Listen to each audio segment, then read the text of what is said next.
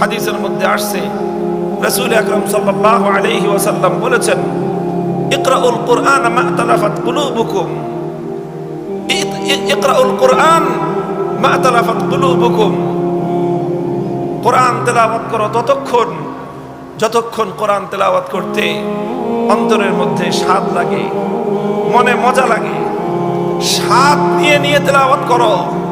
হ্যাঁ, তেলাওয়াত করতে করতে যদি ক্লান্তি অনুভব হয়, শ্রান্তি অনুভব হচ্ছে, হ্যাঁ পরিশ্রান্ত হয়ে যাচ্ছ, তখন আর তোমার কোরআন তেলাওয়াতের দরকার নেই, তখন গিয়ে তুমি বিশ্রাম করো। আবার যখন ফুরফুরে থাকবে তোমার স্বভাব, তোমার শরীর, তোমার দেহ মন যখন সতেজ থাকবে, তখন আবার ফুরফুরে স্বভাব নিয়ে সুমধুর কণ্ঠে কোরআনে পাকের তেলাওয়াত করো। অর্থাৎ কোরআনের তেলাওয়াতের ব্যাপারে আল্লাহ রাসূল সাল্লাল্লাহু আলাইহি ওয়াসাল্লাম উম্মতকে যে নির্দেশ দিয়েছেন, সেটা হলো কোরআন তেলাওয়াত করতে হবে এক একজন ব্যক্তির পক্ষে যতটুকু সুন্দর করে তেলাওয়াত করা সম্ভব। কোরআনের এই তেলাওয়াতের সৌন্দর্যের মধ্যে এর তাজবিদের সৌন্দর্য যেমন আছে, এর হুরুফ এবং সিফাত সুন্দরভাবে উচ্চারণ করার সৌন্দর্য যেমন আছে, ঠিক তেমনি ভাবে সমস্ত মুহাদ্দিসিনগণ এই হাদিসের ব্যাখ্যা এটাও লিখেছেন যে বিহুসনি সাউতিন, অর্থাৎ কণ্ঠস্বরের সৌন্দর্য, সেটাকেও এই হাদিসের অন্তর্ভুক্ত করেছেন। অর্থাৎ যার কণ্ঠে যতটুকু সুর আছে, সৌন্দর্য আছে, সবটুকু উজাড় করে দিয়ে আল্লাহর কোরআনের তেলাওয়াত করতে হবে। আমাদের মধ্যে একটা সমস্যা আছে, ব্যাপকভাবে এই সমস্যা, সেটা হলো আমরা যখন কোনো জনসম্মুখে তেলাওয়াত করি, হাজার হাজার মানুষের সামনে যখন তেলাওয়াত করি, মাহফিলে যখন তেলাওয়াত করি, মসজিদে যখন ইমামতিতে দাঁড়িয়ে তেলাওয়াত করি, অনেক মানুষ শুনছে, তখন যখন তেলাওয়াত করি সেই তেলাওয়াত অনেক সুন্দর করে, অনেক ইস্ত্রি করে, অনেক ঘষে মেজে সুন্দর করে তেলাওয়াত করার চেষ্টা করি। আর যখন একা একা নামাজ পড়ি, যখন একা একা তেলাওয়াত করি, তখন আর সেই তেলাওয়াত আসলে কতটা সুন্দর হচ্ছে সেটার আমরা লক্ষ্য করি না। আসলে আমি কোরআন কাকে শোনাই, কোরআন কাকে শোনানোর জন্য আমি পড়ি?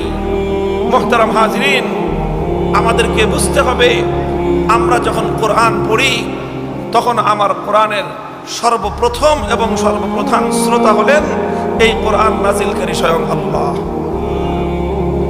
সুতরাং আমি আল্লাহকে শোনাচ্ছি, কোরআন আমার তেলাওয়াত শুনছেন আল্লাহ রাব্বুল আলামিন।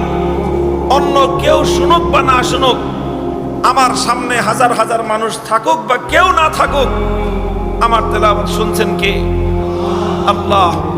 সুতরাং আল্লাহ যখন কোরআন তেলাওয়াত শুনছেন, আল্লাহ যখন আমাকে কোরআন তেলাওয়াত সুন্দর করে করতে বলেছেন, মানুষকে শুনলো কি শুনলো না সেটার পরোয়া না করে মনের মধ্যে এই কথা জাগ্রত রেখে তেলাওয়াত করা চাই যে আমার আল্লাহ আমার তেলাওয়াত শুনছেন।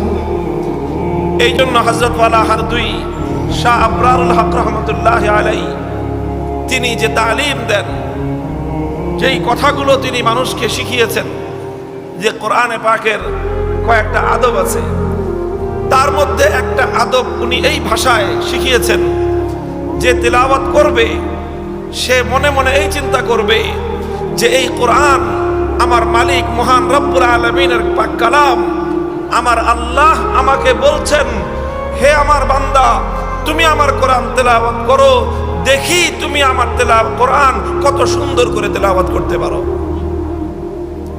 কে বলছেন? কে বলছেন?